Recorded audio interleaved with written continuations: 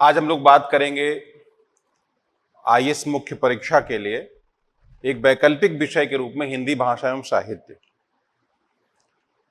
अभ्यर्थियों के बीच बहुत बड़ी दुविधा रहती है कि किस विषय को वैकल्पिक विषय बनाएं, ऑप्शनल सब्जेक्ट बनाएं।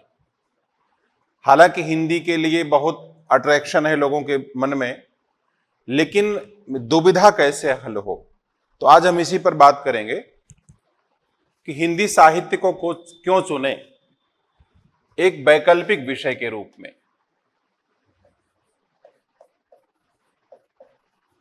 वैकल्पिक विषय के रूप में, ठीक है।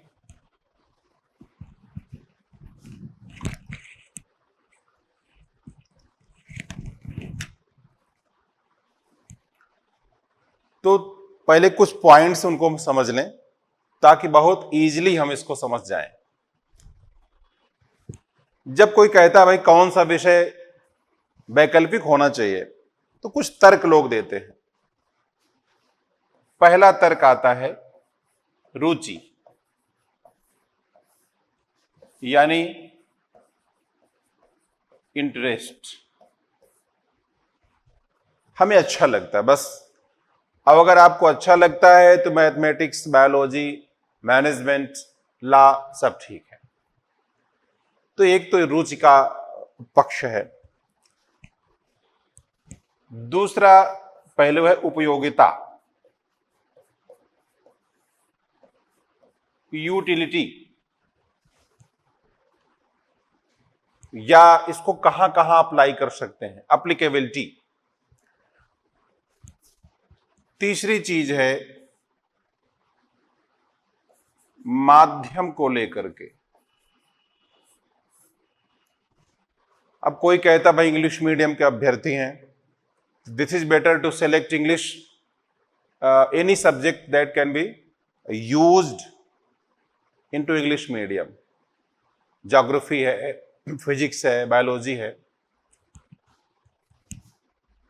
और हिंदी माध्यम के बच्चे कहते हैं भाई हमारे लिए आसान है क्योंकि हिंदी में है। अगला पॉइंट है मार्क्स गेन करना, अंक प्राप्ति। अंक प्राप्ति,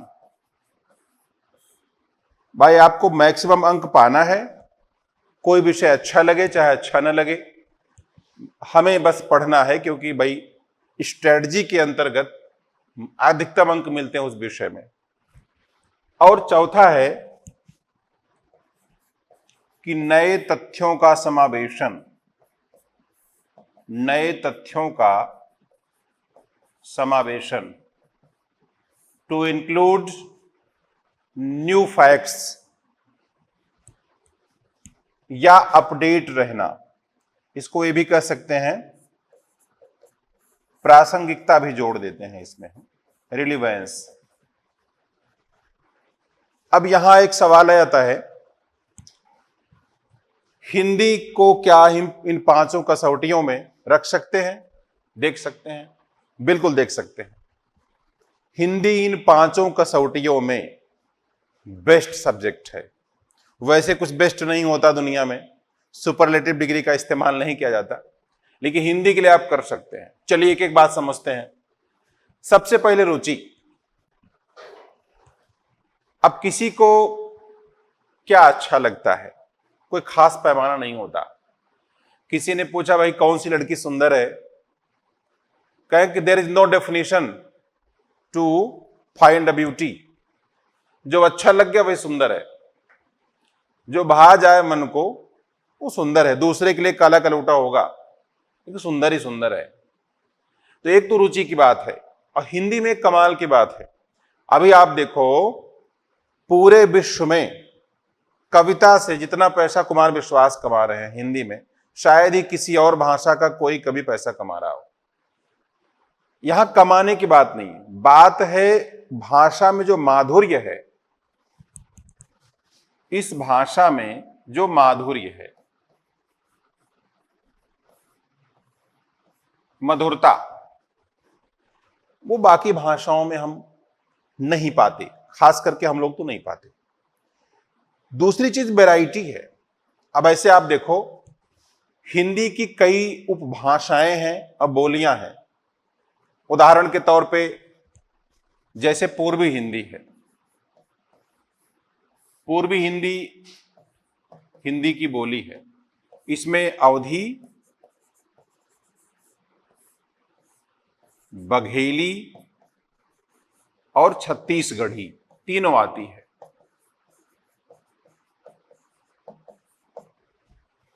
अब देखो, जब हिंदी कोई पढ़ता है तो तीनों के मूल्य उसमें आ जाते हैं। अवधी की कहावतें, बघेली की, छत्तीसगढ़ी की। ऐसे एक इसकी बोली है, उपभाषा है पश्चिमी हिंदी। पश्चिमी हिंदी की कई बोलियों में एक ब्रज भाषा भी है, कौरवी। हम इतना ही रखते हैं, वैसे बुंदेली भी है और कन्नौजी भी है। खड़ी बोली तो है ही।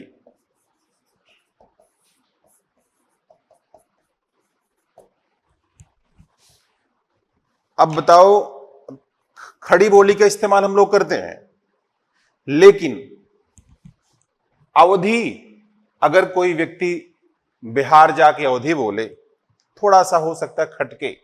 या बिहारी हिंदी में भोजपुरी आती है, भोजपुरी कोई दिल्ली आकर के बोले, कुछ लोग खटकता है, देशी पुट होता है। लेकिन खड़ी बोली बोलो तो समझ लेता है आदमी। खड़ी बोली जिसके रूप को हम लोग पढ़ रहे हैं, इतनी मिठास है, सबको अपना अपना लगती है, अपनी लगती है। भारतेंदु ने कहा, निज भाषा उन्नति है, सब उन्नति को मूल, बिनु निज भाषा ज्ञान के मिटे नहीं को सूल। अच्छा, एक और दुविधा भी थी कि हिंदी को ही क्यों हिंदी में रुचि है, इंटरेस्ट है। तो एक बार की बात है, गांधी जी से ही सवाल किया गया। एक कविता बहुत पहले मैंने लिखी थी, अंग्रेजी शासन विरोध हित उपजा जब विराट आक्रोश, बहुभाषी भारत में गूंजा गांधी का यह तब उद्घोष। एक हिंदी है यंत्र स्वदेशी, कटे प्रचंड कुहासा, राष्ट्र चेतना उन नायक एक अनुपम हिंदी भाषा। हिंदी में देश महकता है, उसकी खुशबू आती है, तो एक सहज लगाव है। और हम देखते हैं बहुत सारे लोग इंग्लिश बोलते हैं, लेकिन जब फिल्में देखते हैं, हिंदी की फिल्में देखते हैं, आपस में बातें करते हैं, देशी गानों की चर्चा करते हैं, वो लगाव है। आजकल तो हरियाणवी और भोजपुरी गाने बड़े फेमस है, क्योंकि उनमें मिठास है, अपने से जोड़ता है, जड़ों से। ठीक है, तो जो रुचि की बात आती है, अगर हम कोई पूर्वाग्रह न रखें, अगर कोई प्रेजुडिस न हो कि हमको अंग्रेज बनना है, बड़ा विद्वान बनना है या दिखाना है सोसाइटी में, अंदर अंदर की बात करो ना, तो दो चार दोहे और कहावतें बिना पढ़े भी लोगों को आती हैं। तो रुचि के पहलू पर तो जबरदस्त भाषा है। तुलसी के चार दोहे, कबीर के चार दोहे जिसको याद रहते हैं ना, उसकी रोजी रोटी चल जाती है। यही समझो, रूस के लोग, अमेरिका के लोग, अफ्रीका के लोग हरिद्वार में और वृंदावन में आकर राधे राधे कर रहे हैं, सब हिंदी के भजन गा रहे हैं। तो रुचि के स्तर पर देखा जाए तो, हालांकि आपको सिलेबस पर बात करनी है, लेकिन बहुत मिठास है ना। अच्छा, इसमें मूल्य भी देखो, दो तीन एग्जाम्पल बता दें आपको। अगर हम कबीर को देखें, मतलब पाखंड का खंडन, अंधविश्वास का खंडन, बहुत बड़ी जनसंख्या भारत की लगी हुई है, और उसका उच्चाटन, उससे बाहर निकालना सबके बश की बात नहीं है। लेकिन कबीर कहते हैं, पाहन पूजे हर मिले तो मैं पूजू पहाड़, ताकि यह चकिया भली पीस खाए संसार। बकरी पाती खाते हैं ताकि काढ़ी खाल, जो नर बकरी खाते ताको कौन हवाल। तो बात यह है, हर तरह का व्यक्ति कहीं न कहीं किसी पद्धति में, किसी आग्रह में, किसी पूर्वाग्रह में, अंधविश्वास में फंसा है, लेकिन हिंदी भाषा से उसको लगाव है, क्योंकि कहीं न कहीं हमको छूती है। तो एक तो रुचि की बात होगी, रुचि अगर आपकी है बहुत बढ़िया। अब एक बात और है, आप किसी बैकग्राउंड से आए हों, बात तो हिंदी में ही करते हैं, खास करके हिंदी बिल्डर में तो करते ही हैं। और तमाम बच्चे साउथ इंडिया के हैं, संपर्क में हैं, बोलते हैं कि सर हम अपना विषय छोड़ करके इस बार हिंदी पढ़ना चाहते हैं। कारण यही है, तुलसीदास लिखते हैं, खेती न किसान को, भिखारी को न भीख, बलि बनिक को बनिज न चाकर को चाकरी। अब देखिए, अकबर के समय में समाज की दशा, इतिहास आप पढ़ो तब जानो, लेकिन कहते खेती न किसान को, किसान के पास खेती नहीं, भिखारी को न भीख, बलि बनिक को बनिज न चाकर को चाकरी, जीविका विहीन लोग सोच सिद्यमान, बस कहेंगे एक एक अंते कहां जाई कागरी। समाज के मूल्य समाहित हैं। अमल धवल गिर के शिखरों पर बादल को गिरते देखा है। नागार्जुन लिखते हैं, अमल धवल गिर के शिखर, अगर पहाड़ पे जाओ हिमालय की तरफ, बर्फ की चोटियां, बर्फ की वादियां, अब बादल को गिरते देखा है। ध्यान से देखो, अगर जहाज पर सफर करो, बादल नीचे आप ऊपर, अब एक ऊंचाई के बाद तो बादल नीचे ही दिखाई पड़ते हैं। यहां पर जो बादल हैं वो साम्राज्यवादी संकट का प्रतीक है। भारत की जो सस्य श्यामला धरती है, जो पुण्य भूमि है और जो सांस्कृतिक परंपरा है, इसके ऊपर साम्राज्यवादी संकट मंडरा रहा है। और एक कविता सुना होगा आपने, सुनी होगी, उसका भाव मुझे याद आ रहा है कि कोई आदिवासी कविता है, कहते हैं कि मैंने पादरी आए और उन्होंने मुझे बाइबिल दी, मेरे पास जमीन थी, उनके पास बाइबिल थी, और उन्होंने कहा आंख बंद करके यीशु को याद करो। आंख खुली तो उनके हाथ में जमीन थी, हमारे हाथ में बाइबिल थी। है किसी में हिम्मत ये बात प्रकट करने की? बवाल हो जाए। लेकिन कविता में, साहित्य में शक्ति है। खैर, हम संकेत कर करके आगे बढ़ते हैं। तो जीवन के सारे पहलू समाहित हैं, स्वाभाविक रूप से रुचि आपकी इसमें होती है। उपयोगिता की बात करते हैं तो कुछ लोग कहते हैं कि भाई देखो, जो सामान्य अध्ययन के सब्जेक्ट हैं, इतिहास, भूगोल, विज्ञान या अर्थशास्त्र, राजनीति शास्त्र, इनका जीएस में इस्तेमाल हो जाएगा, इसलिए इनको पढ़ो। लेकिन हम आपको बता दें, ऐसी कोई बात नहीं है। सामान्य हिंदी का जो पेपर होता है, संविधान की 22 भाषा, 8वीं अनुसूची में जो 22 भाषाएं हैं, उनमें से हिंदी भी है। और जो हिंदी बेल्ट के विद्यार्थी हैं, अभ्यर्थी हैं, वो सामान्य हिंदी का इस्तेमाल करते हैं अनिवार्य भाषा के रूप में। तो यदि आपका ग्रामर सही है, व्याकरण, तो तमाम बच्चों का तो कॉपी नहीं चेक होती, क्योंकि उसमें क्वालिफाई नहीं होते हैं। एक तो ये पॉजिटिव पक्ष है। दूसरी बात, जो हिंदी माध्यम के बच्चे हैं, हिंदी माध्यम के बच्चे तमाम पेपर्स में, यानी कि जब एक विवाद उठता है, यहां से हम थोड़ा आगे बढ़ते हैं, उपयोगिता के बाद में थोड़ा विचार कर लेते हैं। उपयोगिता, कई बार ऐसा होता है कि हिंदी माध्यम में बच्चों को नंबर क्यों कम मिलते हैं, अंक कम क्यों मिलते हैं? अंक कम क्यों? तो कई कारण हैं। उनमें से एक कारण तो व्याकरणिक त्रुटि है, ग्रामर की एरर, यानी कि वो गलत लिखते हैं। दूसरा, उनके पास शब्दकोश की कमी रहती है, शब्दकोश की कमी। जैसे मान लो आप लिखते हैं वाजिब। अब आप देखो, यूपीएससी जो पेपर लेता है उसका स्तर कितना अच्छा रहता है, कोई मिक्सिंग नहीं रहती बहुत लैंग्वेज की, प्योर हिंदी रहती है। समान हिंदी के पेपर, आप पेपर देखो जीएस का, शेल को शंभो लिखा रहेगा, जैसे शेल है SHEL, इसको क्या लिखता है? शंभु, शुद्ध हिंदी। और हिंदी माध्यम के बच्चे सीसेट में फेल हो जाते हैं, तमाम बच्चे समझ ही नहीं पाते कहना क्या चाहता है प्रश्न, क्योंकि गूगल से ट्रांसलेट कर देते हैं, बहुत जटिल हिंदी हो जाती है। और जो आपके जीएस के 4 पेपर हैं, जिसमें हिस्ट्री, इकोनॉमिक्स, बायोलॉजी, मैंने साइंस टेक है, पर्यावरण है, जैव विविधता है, जलवायु परिवर्तन है, भूगोल है, इतिहास है, नीति शास्त्र है, हम देखते हैं कि भाषा का स्तर इतना डाउन है कि आपको नंबर देता ही नहीं कि आप ब्यूरोक्रेट बनने वाले हो, भाषा इसी स्तर की आपकी है। तो शब्दकोश अब वाजिब है, अब आपको वाजिब नहीं लिखना है, अब वहां पे मान लो उपयुक्त या समुपयुक्त, समीचीन, व्यवहार्य, उचित, समुचित, ठीक है, प्रयोज्य, माने कई प्रकार के। अब ये शब्द जो आपको लिखे उपयुक्त, समुपयुक्त, समीचीन, व्यवहार्य, उचित, समुचित, ये कैसे सीखेंगे आप?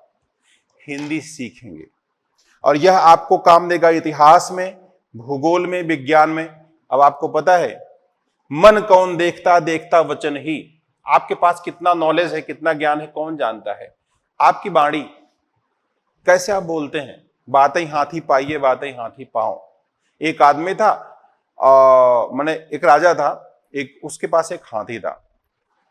युद्धों में उस हाथी को बड़ा इस्तेमाल किया उन्होंने। एक समय बुढ़ा हो गया, बड़ा प्रेम करते थे हाथी से। एक गांव में उन्होंने उस हाथी को रख दिया, कहा तुम लोग देखभाल करो, मरने की खबर मत देना। वो था मर्डरसन, about to go to the death, मरने वाला था, नजदीक था, बिल्कुल बुढ़ा हो गया था। खबर डेली देना है, लेकिन मरने की खबर नहीं देना है। एक दिन मर गया, उस दिन कौन खबर लेके जाए? एक लड़का गया, उसने कहा महाराज आज हाथी हाथ पैर नहीं हिला रहा, आज हाथी सर नहीं हिला रहा, आज हाथी कुछ खा नहीं रहा, कुछ पी नहीं रहा, यहां तक कि सांस भी नहीं ले रहा। तो राजा ने कहा क्या हाथी मर गया है? बोले ये तो आप ही कहो। यानी कि बातें हाथी पाइए, बातें हाथी पाओ। अपनी जुबान से, वाणी से ही नाम में हाथी मिल जाएगा, नहीं तो राजा हाथी के पैर के नीचे दबा देंगे। भाषा का बड़ा स्तर, बड़ा महत्व होता है। अटल बिहारी वाजपेयी जी से पाकिस्तान में पूछा गया, विदेश मंत्री थे, कि आप मुझसे शादी करेंगे? एक लड़की पूछी, मैं शादी करना चाहती हूं। बोले हाँ शादी कर लेंगे, लेकिन दहेज में पूरा पाकिस्तान चाहिए। ऐसे बोलते थे। भारत पाकिस्तान को हराएगा, लेकिन फुटबॉल के मैदान में। तो बात यह है कि यह जो कला आप हिंदी से सीखेंगे, आपके चारों पेपर्स का स्तर बढ़ा देगी भाषा। आप और बहुत कुछ जानते हो और बता ही न पाए, समझा ही न पाए, तो अच्छी बात नहीं है। ये चीज आपको यहां से मिलेगी, है ना। निबंध में, निबंध के जो सवाल आते हैं, जैसे एक निबंध मुझे याद आ रहा है, बढ़िया बाड़े बढ़िया पड़ोसी बनाती हैं। अब आप साहित्य आप पढ़ो और इतिहास पढ़ो तो मैच करा सकते हो। एक मर्यादित दूरी, दुश्मनी जमकर करो मगर ये गुंजाइश रहे कि जब हम दोस्त हो जाएं तो शर्मिंदा न हो। ये कला कहां से आएगी? बरसात का बादल तो दीवाना है, क्या जाने किस राह से बचना है, किस छत को भिगोना है। दुनिया जिसे कहते हैं जादू का खिलौना है, मिल जाए तो मिट्टी है, खो जाए तो सोना है। तो हमारा जो साहित्य है बहुत कुछ सिखाता है। हमारा मतलब ये जो समस्या अंक कम पाने की आती है, तो ग्रामर की त्रुटि बहुत। हिंदी माध्यम के बच्चे तो मार खा जाते हैं, हाई स्कूल में, इंटरमीडिएट में, ग्रेजुएशन में, पीजी कर लेते हैं, पीएचडी भी लोग कर लेते हैं। आजकल तो पता नहीं होता कहाँ है लगाएंगे, कहाँ है लगाएंगे। एक तो अभ्यर्थी थे, उन्होंने लिखा दिनांक, ऐसे लिखा था दिनांक। हमने कहा भाई ये गलत है, कॉपी चेक कर रहे थे, कहा नहीं सर गलत नहीं है। हमने कहा नहीं ये है अनुनासिक, और लगाना क्या है आपको? है आपको लगाना है, ये लगाना है, अनुस्वार लगाना है। ये कैसे पता लगेगा? और जानते हैं आपको, जो अगर हिंदी माध्यम आपका है तो सामान्य हिंदी, जीएस के 4 पेपर, 5 हो गया। हाँ, इन 5 में और जो भी आपका ऑप्शनल होगा, हिंदी है तो हिंदी द बेस्ट है ही, कुछ भी होगा उसमें भी ये सब काम देगा। हम बता दें, असफलता पाने के पीछे बहुत बड़ा कारण होता है भाषा और प्रस्तुतिकरण के लिए संवेदनशील न होना। तो यह तो बहुत कुछ कला सिखाती है भाषा। तो व्याकरण की त्रुटि है, शब्दकोश की कमी है, दो बहुत बड़ा दोष है। ठीक है, विराम चिन्हों का सही प्रयोग आप नहीं करते हैं। जैसे देखो, अब आपने लिखा रोको मत जाने दो। अब देखो यहां लिखते हैं रोको मत जाने दो, अर्थ बदल गया। अब अगर हम आपसे ये कहते हैं ऐसा करो, रोको मत, हाँ हो गया। अगर हम ये यहां लगा दें रोको मत जाने दो, अब अर्थ बदल गया कि नहीं? यानी विराम चिन्हों के प्रयोग से अर्थ का अनर्थ, अनर्थ का अर्थ हो जाता है। यह कला हिंदी आपको सिखाएगी। चलिए, तीसरी बात है माध्यम। माध्यम की बहुत अच्छी बात आप समझो कि अगर आप हिंदी माध्यम के विद्यार्थी हो, इस प्रकार आप समझो, जैसे माध्यम समझो, मान लीजिए आपका हिंदी माध्यम है या इंग्लिश मीडियम है, दोनों हिंदी माध्यम है, और आपको लोग कहते हैं कि भाई आजकल हिंदी माध्यम के बच्चों को नंबर कम दिया जाता है। मान लीजिए यहां जियोग्राफी यानी भूगोल है, हिस्ट्री है, इकोनॉमिक्स है, ऐसे ही पॉलिटिकल साइंस है। हिंदी माध्यम बच्चे सब लेते हैं, और समाजशास्त्र है, सोशियोलॉजी, समाजशास्त्र है। एक कारण तो मैंने ये बता दिया कि व्याकरण की त्रुटि बहुत ज्यादा आप लोग करते हैं, और ये कार्य तो हिंदी ही सही कर सकती है। तो यहां पर कहते हैं कि नंबर कम मिलते हैं, अंग्रेजी माध्यम के बच्चों को नंबर ज्यादा मिलते हैं, क्योंकि जो कॉपी चेक करने वाले प्रोफेसर होते हैं, हालांकि ऐसा होता नहीं है, हम आपको बता रहे हैं, उस लेवल पर न्याय होता है, जस्टिस होता है। लेकिन मान लेते हैं बाय द वे कि जो कॉपी चेक करने वाले उनको हिंदी आती है, लेकिन इंग्लिश के प्रति दे आर प्रेजुडिस्ड, उन पूर्वाग्रही हैं कि वो इंग्लिश को प्रेफर करते हैं। तो भाई देखो, जो भूगोल पढ़ता है अंग्रेजी मीडियम में भी पढ़ता है, हिंदी में पढ़ता है, इतिहास भूगोल विज्ञान सब ये सब पढ़ते, दोनों मीडियम में चलते हैं, ठीक है। लेकिन जो हिंदी साहित्य है, साहित्य उसका एक ही माध्यम है, वो है हिंदी। यानी हिंदी साहित्य का जो प्रोफेसर होगा, जो कॉपी चेक करेगा, वो उस इंग्लिश के प्रति कोई उसका भाव नहीं है, उसको हिंदी में ही चेक करना है, एक ही मीडियम है। तो ये दुविधा की हमारे साथ अन्याय होगा, खत्म हो जाती है। दूसरी चीज, अगर आपका माध्यम हिंदी है और हिंदी साहित्य पढ़ते हैं, तो हिंदी साहित्य से जो आप ग्रामर सीखते हो, जो आपका व्याकरण सही होता है, भाषा शुद्ध होती है, लेखनी सही होती है, इसका आपके सारे पेपर्स पर प्रभाव पड़ता है। तो इसलिए this is best subject. Hindi माध्यम है तो मुझे लगता है कि बेस्ट सब्जेक्ट हिंदी है। इंग्लिश में तो है ही, इंग्लिश वाले बच्चे जो हिंदी बेल्ट के रहते हैं, उनको कहना है भाई एक साहित्य ही बचता है जहां अपने मन की बात हम कह सकते हैं, बाकी तो इंग्लिश में हो गया। तो वहां तो दी बेस्ट है, मोस्ट स्कोरिंग सब्जेक्ट में आता है। लेकिन हिंदी माध्यम के बच्चों के लिए सबसे अधिक फायदेमंद है, क्योंकि ये आपको भाषा सिखाएगा, ग्रामर सिखाएगा, व्याकरण की त्रुटियां दूर करेगी, ये हिंदी है ना। तो यहां पर वो दुविधा नहीं रह जाती। अगर इंग्लिश मीडियम के आप अभ्यर्थी हैं तो आपके पास एक मौका है अपने मन को स्वतंत्र रूप से खोलने का। इंग्लिश की सीमाएं हैं, चारों जो आपके जीएस के विषय हैं उनकी सीमाएं हैं उनमें, लेकिन एथिक्स है, एथिक्स की भी सीमा है। साहित्य एक आपको मौका देता है अपने को प्रकट करने का, ठीक है। तो ये हो गया माध्यम की बात। अब हम आते हैं अगले पॉइंट पर, अंक प्राप्ति। देखिए, अंक प्राप्ति,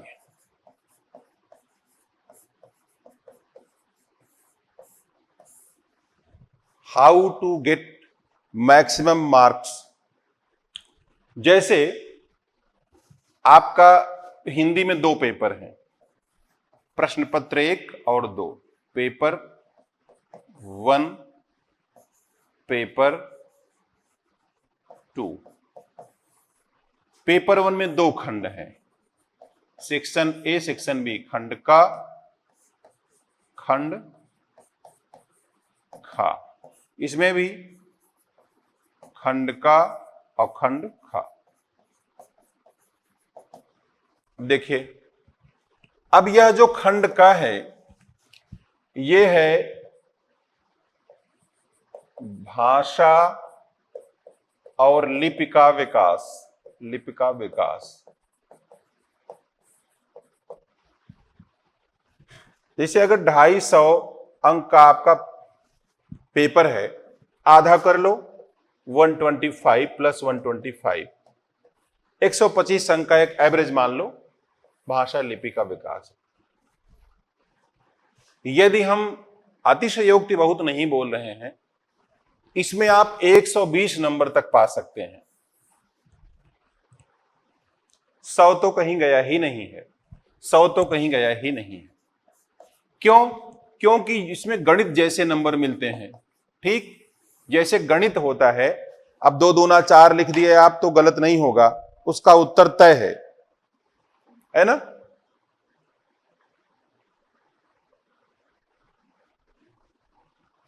तो उसका उत्तर तय है। इसी प्रकार से जो खंड का है, 120 में से 100 नंबर तो कहीं गया ही नहीं है।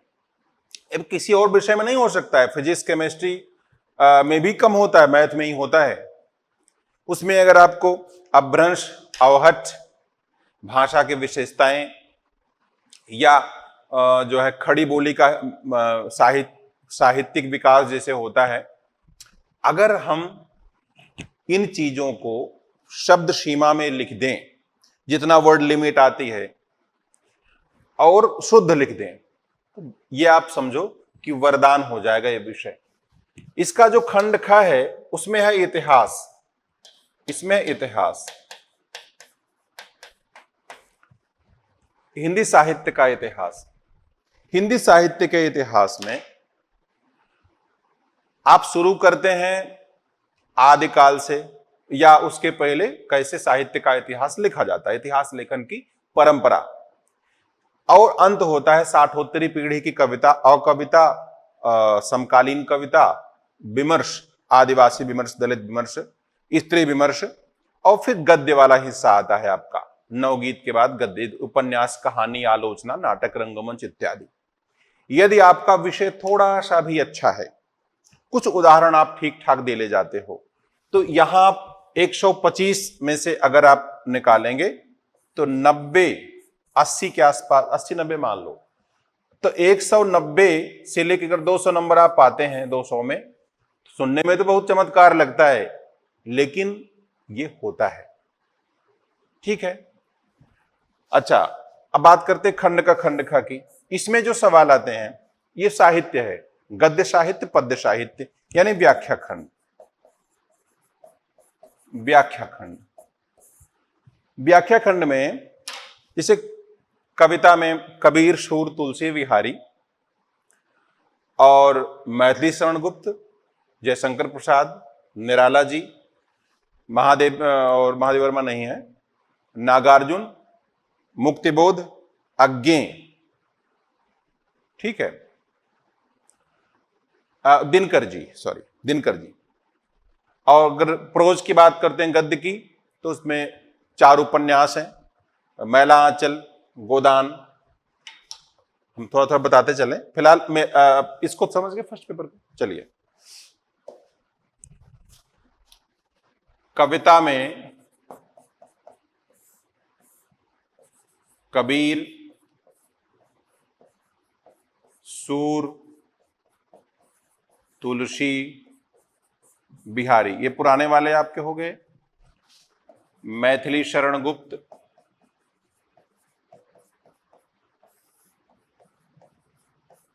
जयशंकर प्रसाद, निराला जी, दिनकर हैं। इधर मुक्तिबोध, अज्ञेय और नागार्जुन है।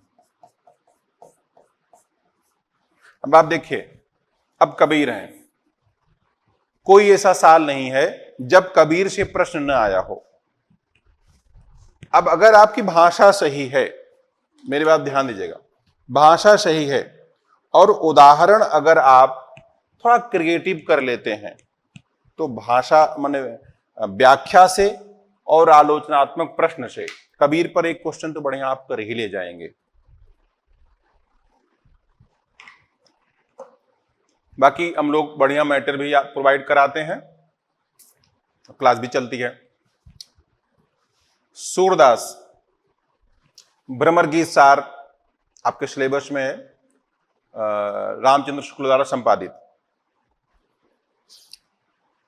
जहां पर भक्ति और प्रेम को ज्ञान से वरीय बताया गया है। These are preferable than that of the knowledge. देखो, अगर आप सीखना चाहो, जीवन सीखना चाहो, तो आपके पास एक बड़ा अवसर है साहित्य में। फिलहाल बात कहां से कहां चली गई।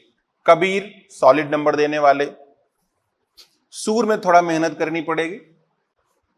थोड़ा क्यों? भाषा को लेकर के थोड़ा सा मेहनत है।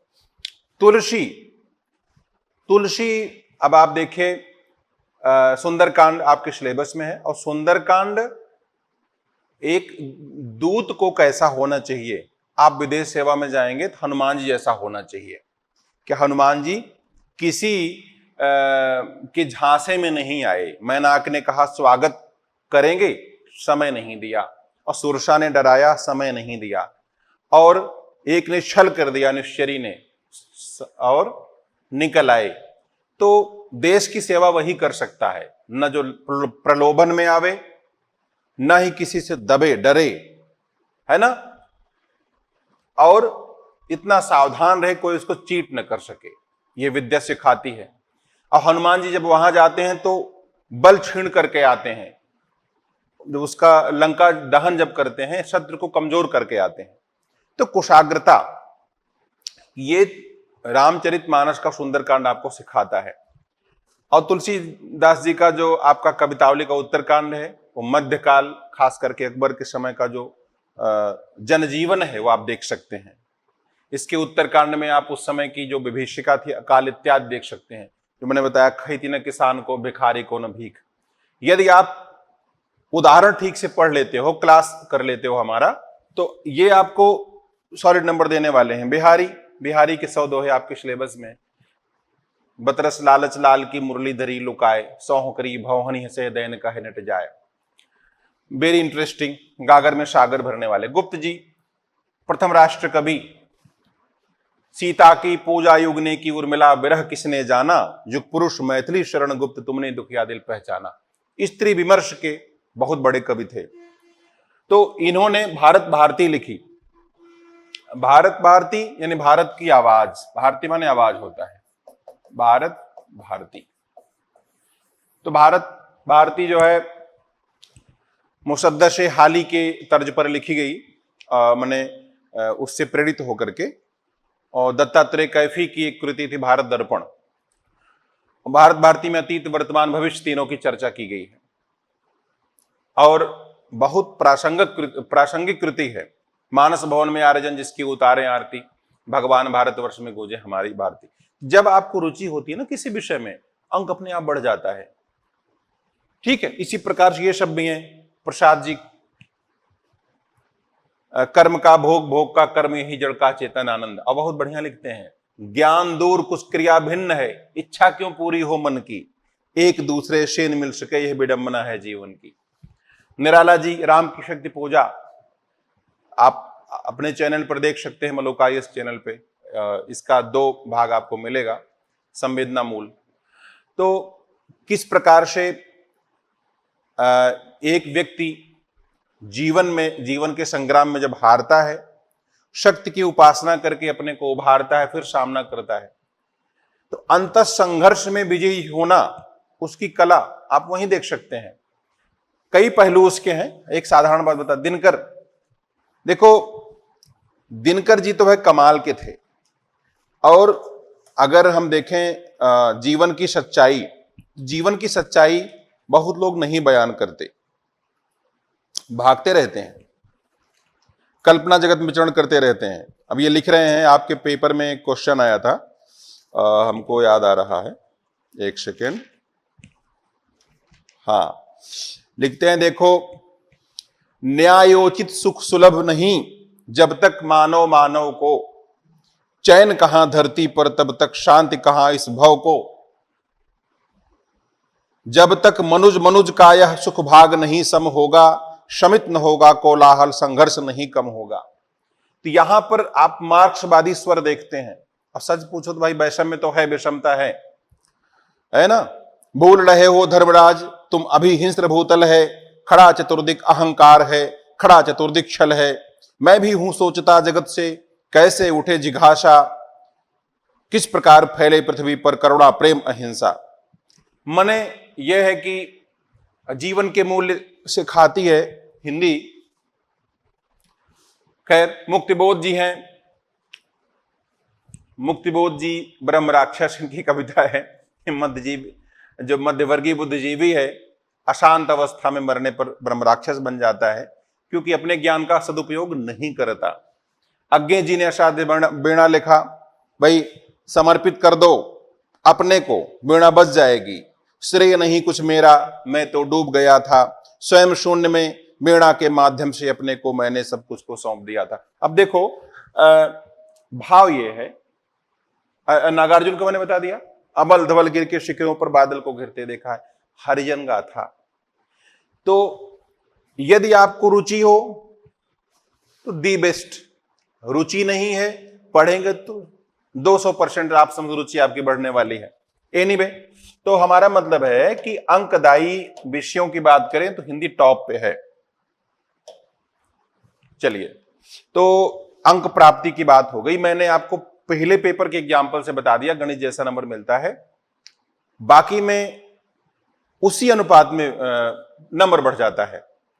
तो सबसे अधिक नंबर पाने का चांस है इसमें, हिंदी माध्यम के जितने विषय हैं उनमें हिंदी टॉप पे है। और रुचि अगर है तो सोने पे सुहागा। एनीवे, वैसे उपन्यास में प्रेमचंद जी का गोदान, मैला आंचल रेणु जी का, और कहानियां बहुत सारी हैं, निबंध हैं और नाटक है। अब आप देखो, जो ये परीक्षा है आपकी सिविल सेवा की, ये मूल्यों की परीक्षा है। आपको हंसता हुआ बुद्ध बनना है, अगर कोई पत्थर भी मारता है मुस्कुराना है जीवन में, तभी आप आगे बढ़ेंगे। राम मुस्कुरा रहे थे ना, देखने पे कितने सीधे लगते हैं, सीरियल आपने देखा होगा, अरुण गोविल जी का चेहरा देखो, क्योंकि रावण को मार के आए। यानी कि यदि हम ये कला सीख लें, परिस्थितियों को संभालना, बहुत कुछ कर सकते हैं। और साहित्य सिखाता है। अंक प्राप्ति तो बाएं हाथ का खेल है, तो मतलब अगर आप रणनीति से कार्य करते हैं तो अंकदायी विषय बहुत बढ़िया है ना। इसमें हम बहुत ज्यादा डेटा आपको आंकड़ा नहीं देंगे, इसमें भ्रम में पढ़ने की आवश्यकता नहीं है, बहुत सारे एग्जाम्पल भरे पड़े हैं विगत वर्षों में। हाँ, सही मार्गदर्शन न मिल पाने से उसका लाभ नहीं मिल पाता लोगों को। अब आते हैं नए तथ्यों का समावेशन। एक ये प्रश्न उठता है कि विषय से अपडेट रहना चाहिए। इतिहास में, भूगोल में, विज्ञान में आप नए तथ्य डाल सकते हैं, हिंदी में कहां से नए तथ्य डालेंगे। तो भाई देखो, ऐसा है ना, सीमा पाठ्यक्रम की है, प्रस्तुतिकरण की मर्यादा तो है, लेकिन आपके पास एक आयाम खोला है अभिव्यक्ति का। क्योंकि अगर फिक्स चीजें लिखनी होती तो आपको ब्यूरोक्रेट नहीं बनाता आयोग। आयोग कहता है कि आपके पास निर्णय की क्षमता है कि नहीं। अब देखिए,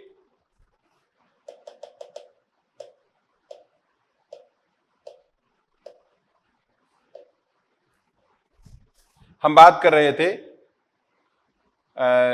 नए तथ्य और प्रासंगिकता की बात करते हैं।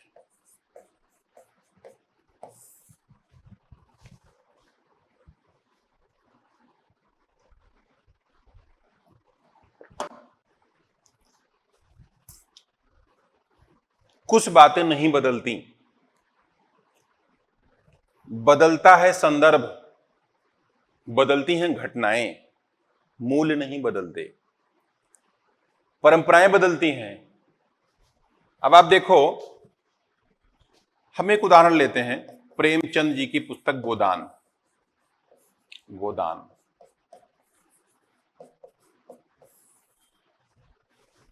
गोदान को कहा जाता है, खास दो तथ्य हम इसमें बताएंगे। एक तो कहते हैं कृषक जीवन की महागाथा, कृषक जीवन की महागाथा। कुछ लोग इसको कहते हैं महाकाव्य, हालांकि गद्य है लेकिन कहते हैं महाकाव्य। दूसरी बात बोलते हैं किसान के जीवन की त्रासदी यानी ट्रेजेडी।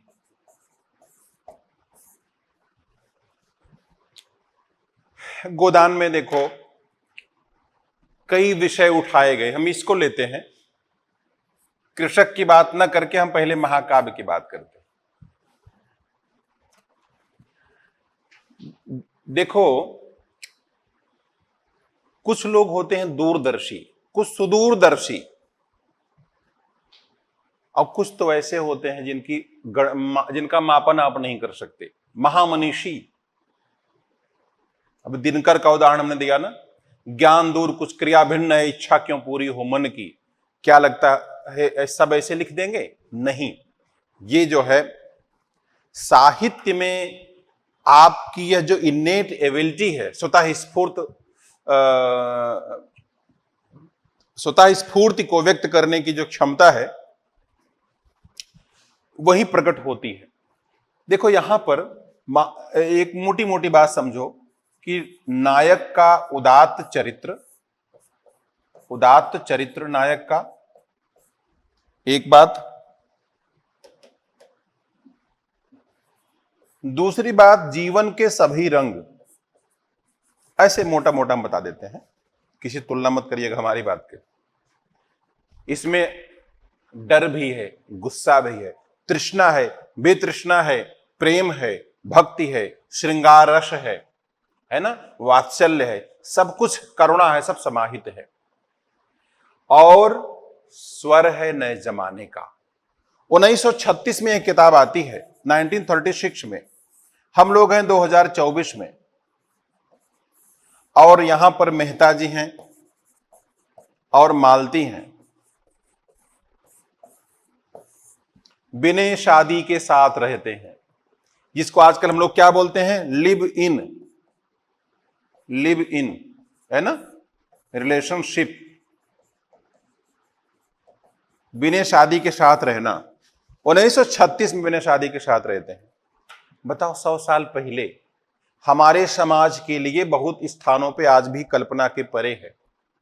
अब मुझे याद है कि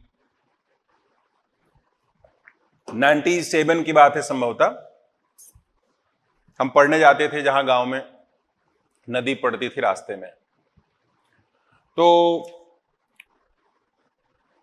नाव से पार गए तो एक नई उम्र का जोड़ा था, पति पत्नी, और वो ऊंचाई थी तो जाहिर सी बात है हाथ पकड़ के चढ़ाया उसने। मुद्रा थोड़ा रोमांटिक थी, तो चले गए तो गांव के मल्लाह नहीं होते, मल्लाह जो नाव चलाते हैं, कहा भैया देखो नया जमाना आई गवा है, न शर्म न लाज न हया। अब 97 से 2024 में आप प्रवेश कर जाओ, मने 27 साल बाद आप देखो बाइक पर बैठकर कैसे नई देवियां भ्रमण कर रही हैं, घूम रही हैं। अब कोई कटाक्ष नहीं करना, हमारा मतलब प्रेमचंद की बात। प्रेमचंद बिना शादी के साथ रहने वाला जो इस समय को कैसे पहचाना, उन्होंने चरित्र बना दिया। और देखो प्रेमचंद को कहते थे आदर्शोन्मुख यथार्थवादी, यानी यथार्थवादी और आदर्शोन्मुख। अच्छा, यथार्थ जो होता है ना, सच्चाई, यथा अर्थ, वो मन में होता है। रात 12 बजे कोई आपके घर आवे और कहे भाई आप क्या कहेंगे? अरे फोन कर दिए होते, स्टेशन पे आ जाते, बड़ा प्रसन्नता हुई, बड़ी प्रसन्नता हुई, आप बहुत दिन बाद आए। लेकिन अब मन में क्या चल रहा है, डिस्टर्ब किए, सुबह ऑफिस लेट हो जाएगा, बच्चों को सुबह स्कूल भेजना है, कितनी बातें मन में आती हैं, लेकिन आप बाहर से व्यक्त नहीं करते, तो यो यथार्थ तो मन में रह गया। तो प्रेमचंद जी ने कहा यथार्थवादी रचनाएं वे हैं जो मनोवैज्ञानिक रचनाएं हैं, आपके मन को खोल करके बाहर रख दिए हैं। हम बताएं, बहुत आदर्श वाली बात न किया जाए तो कौन व्यक्ति है कि अगर अवसर मिल जाए, मन में चोर है वो सामने नहीं आएगा। कि लोग कहते हैं ना कि अपने, जब आप आदमी नहाता है बिना कपड़े के बाथरूम में, असली आदमी वो होता है जो हरकत करता है। यानी कि हम अकेले में जो होते हैं, जो हमारा मन करता है, कोई लड़का किसी लड़की को देख ले, लड़की लड़के को देख ले, कुछ न कहे, जो मन में चलता है, और लिखना हो भाई इसको देखो, मन की बातें लिख दो, रियल में शर्म आएगी। बहुत सारी बातें हमारे मन में आती हैं, हम सपने देखते हैं, बहुत कुछ जो व्यक्त नहीं कर सकते। मन के धरातल पर जो घटित होता है यथा रियल ग्राउंड पर देर से दिखाई पड़ता है ना। जो फिल्मों में दिखता था रियल में हो रहा है। तो जो फिल्मों में देखता था वो भी होता था, लेकिन वो मन के धरातल पे होता था। काश ऐसा हो, हमको भी घूमने को मिले, चैटिंग करने को मिले, तकनीक आई, मौका मिला, हम भी करते हैं। तो देखिए, प्रेमचंद जी ने मेहता और मालती के माध्यम से दिखाया। यह तो मैंने बताया समय की बात। जमींदारी कोलैप्स कर रही थी। अब देखो, यहां पर घटना तो बदलती रहती है, जमींदारी अब नहीं है, टूट गई है, लेकिन जो मनोवृत्ति है बदलते समय के साथ, देखो उसमें राय साहब एक पात्र हैं। अब राय साहब जमींदार हैं, 1936 की बात है, 1947 देश आजाद हुआ है, यानी 11 वर्ष बाद। अब हरासमान व्यवस्था है और नई चेतना आगे आ रही है। अब आप समझो, जलियांवाला बाग की घटना हुई, गोलमेज सम्मेलन वगैरह हो चुका था, सविनय अवज्ञा आंदोलन हो चुका था, गांधी जी का दांडी मार्च हो चुका था, है ना, प्रथम विश्व युद्ध हो चुका था, कई घटनाएं हो चुकी थी। भारत में खेड़ा सत्याग्रह, उसके पहले इंडिगो मूवमेंट, चंपारण सत्याग्रह भी हो चुका था। गोबर एक पात्र है जो विद्रोह करता है, गोबर एक पात्र है जो विद्रोह करता है कि जमींदारों के चोचले हैं, हमारा हल बैल वो ले लें और अपनी जिम्मेदारी हमको दे दें तो हम समझें। लेकिन राय साहब कई रूप हमारे सामने आते हैं। राय साहब एक तरफ तो आदर्शवादी बात करते हैं, अपनी समस्याएं व्यक्त करते हैं, लेकिन जब दिखाने की बात आती है, दिखावटी करने की, कितना खर्च करते हैं अपने बेटे की शादी में, बेटी की शादी में। मतलब यह है कि मनोवृत्ति वही रहती है। तो साहित्य में जब प्रासंगिकता की बात करते हैं तो हम मनोवृत्ति को लेकर के ज्यादा चलते हैं, घटनाएं बदलती रहती हैं, तो जो मूल्य हैं मूल्यों को देखें। मैंने एक एग्जाम्पल तो प्रेमचंद जी का बता दिया, बाकी ब्रह्म राक्षस, असंतुष्ट बुद्धिजीवी, एक प्रोग्राम आता था, मतलब टेढ़ी बात, शेखर सुमन का, आप लोग देखिए कभी, उसमें एक इंटरव्यू था बेरोजगार का। तो भाई बेरोजगार जो नौकरी नहीं पाता कितने काम आता है। जब नेताओं को रैली करनी होती है, चक्का जाम करना है, सड़क जाम करना है, तो बेरोजगार काम आता है। आजकल थोड़ा सा बात बदली है, ज्यादा नहीं बदली है, थोड़ा बदली है। बेरोजगारों की संख्या बहुत बढ़ गई है। पहले तो लोग हाई स्कूल इंटर भी बड़ी मुश्किल से पास होते थे, अब एक भीड़ इकट्ठी हो गई है, और परिणाम यह हो गया कि पढ़े लिखे लोग, मन में एक कुंठा पीड़ा उनके अंदर भरी है और वो ब्रह्म राक्षस बने घूम रहे हैं। 1928 में स्कंदगुप्त नाटक आता है।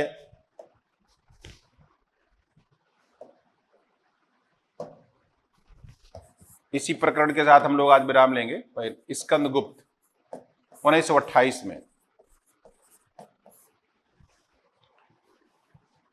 विदेश नीति सीखनी हो तो जिस प्रकार से मैंने हनुमान जी की बात की, आप स्कंदगुप्त को देखो। राजा कुमारगुप्त ये एक तो बुढ़ा है, वृद्ध, इसलिए अशक्त है यानी कमजोर, और शराब पीता यानी मद्यप, स्त्री प्रेमी है, उसको हम स्त्री प्रेमी कह लो, अरे कामुक कह सकते हैं। जब ऐसा होगा, राजा वृद्ध होगा, अशक्त होगा, मद्यप होगा, स्त्री प्रेमी, कामुक होगा, एक कंडीशन। दूसरी, स्कंदगुप्त।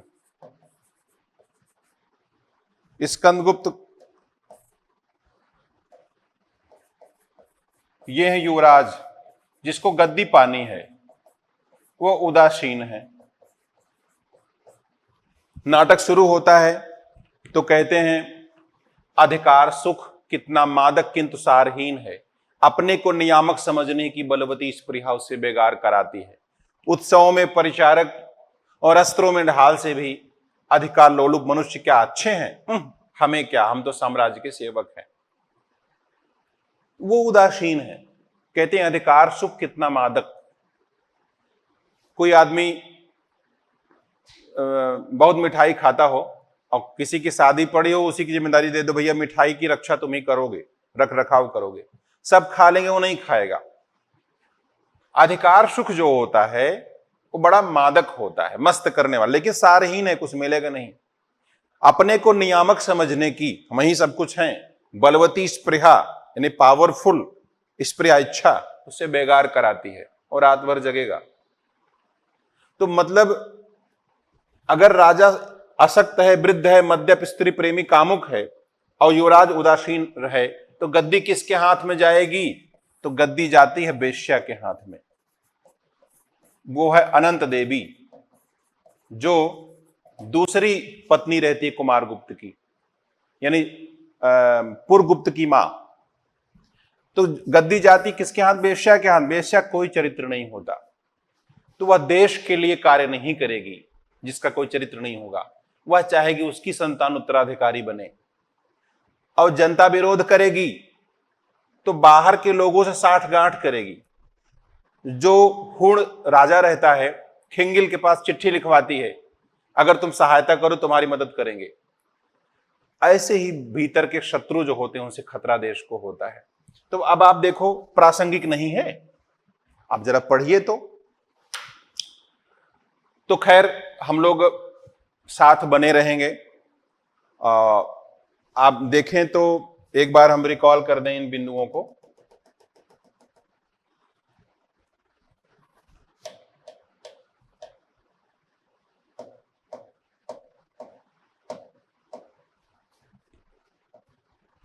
तो देखो, हमने पांचों बिंदुओं पर बात कर ली। रुचि के दृष्टिकोण से बहुत बढ़िया विषय है। उपयोगिता के दृष्टिकोण से देखो तो जीएस, सामान्य हिंदी और निबंध, सब में अगर हिंदी माध्यम का विद्यार्थी है तो भाषा, ग्रामर, विराम चिन्हों का प्रयोग, शब्दकोश, इन सब से वो बहुत अच्छा नंबर उसको मिलेगा, कई जगह फायदा होगा, जो कि बाकी विषयों के ऑप्शनल लेने में लाभ नहीं मिलता। इंग्लिश मीडियम के अगर बच्चा है तो उसके पास एक मौका है अपने को व्यक्त करने का, फ्री, उस लिटरेचर में ही है, साहित्य में है, तो निबंध में होता है। बाकी अवसर कहां मिलता है? अंक प्राप्ति की मैंने कहा कि इसमें कुछ हिस्से ऐसे हैं जो जबरदस्त नंबर देते हैं, बाकी नंबर तो मिलते ही मिलते हैं। तो अंक प्राप्ति के दृष्टिकोण से भी जबरदस्त सब्जेक्ट है। नए तथ्यों का समावेशन और प्रासंगिकता की बात करते हैं तो आप पहले पेपर का जो दूसरा हिस्सा है, यानी कि हिंदी साहित्य का इतिहास, जब नई कविता, अकविता की बात करें, वहां पर आप तमाम बातें जोड़ सकते हैं। व्याख्या करते समय नए संदर्भ से आप जोड़ सकते हैं। और अगर आप ध्यान दें, हिंदी साहित्य में जो लिखा गया 100 साल पहले, 5 साल पहले, आज भी प्रासंगिक है, वो भी आगे भी रहेगा, क्योंकि मूल्य कभी नहीं बदलते हैं। तो अंत में कविता आपको सुनाते हुए विराम लेते हैं। हरिवंश राय बच्चन की एक कविता है, पूर्व चलने के बटोही बाट की पहचान कर ले। चलने के पहले सोचोगे तभी फायदा होगा। का वर्षा जब कृषि सुखानी, समय चुके पुण्य का पछतानी। तो पूर्व चलने के बटोही बाट की पहचान कर ले। पुस्तकों में है नहीं छापी गई इसकी कहानी, किताब में नहीं मिलेगा आपको किस रास्ते पे चलना है। और हाल इसका ज्ञात होता है ना औरों की जुबानी, कोई दूसरा भी नहीं बताएगा। अनगिनत राही गए उस राह से उसका पता क्या। जिस रास्ते पे जाना कई लोग चले भी गए हैं जिंदगी में, पता नहीं, क्योंकि वो दिखाई तो पड़ता नहीं, लेकिन फायदा क्या उनको जानने से। पर गए कुछ लोग इस पर छोड़ पैरों के निशानी, उन्होंने अपने पदचिन्ह छोड़ दिए। यह निशानी मूक होकर भी बहुत कुछ बोलती है, खोल इसका अर्थ पंथी पंथ का अनुमान कर ले, पूर्व चलने के बटोही बाट की पहचान कर ले। तो वो कुछ इशारे छोड़ देते हैं। तेंदुलकर अगर महान है तो भाई मैथिली शरण गुप्त महान है, कलाम महान है, मानेकशॉ महान है। हमारा मतलब कि अलग अलग फील्ड के लोग महान हैं, तो हर काम तो आप नहीं कर सकते, महानता का सूत्र उसको पकड़ सकते हैं। कुछ इशारे छोड़ के चले जाते हैं और चल पड़े तो यह बुरा है या कि अच्छा, व्यर्थ दिन इस पर बिताना, अब असंभव छोड़ यह पथ दूसरे पर पग बढ़ाना।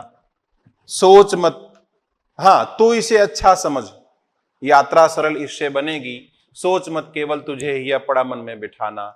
हर सफल पंथी यही विश्वास ले आगे चला है, तो इसी पर आज अपने चित्त का अवधान कर ले, पूर्व चलने के बटोही बाट की पहचान कर ले, पूर्व चलने के बटोही बाट की पहचान कर ले। तो हम लोग आज यहीं पर विराम लेते हैं, आपकी प्रतिक्रियाओं की प्रतीक्षा करेंगे। नई बैच में आइए, हम लोग मिल करके खूब पढ़ेंगे, खूब धमाल मचाएंगे और एक बेहतर अंक प्राप्त करने के साथ आप लोग देश की सेवा करिए। Thank you very much.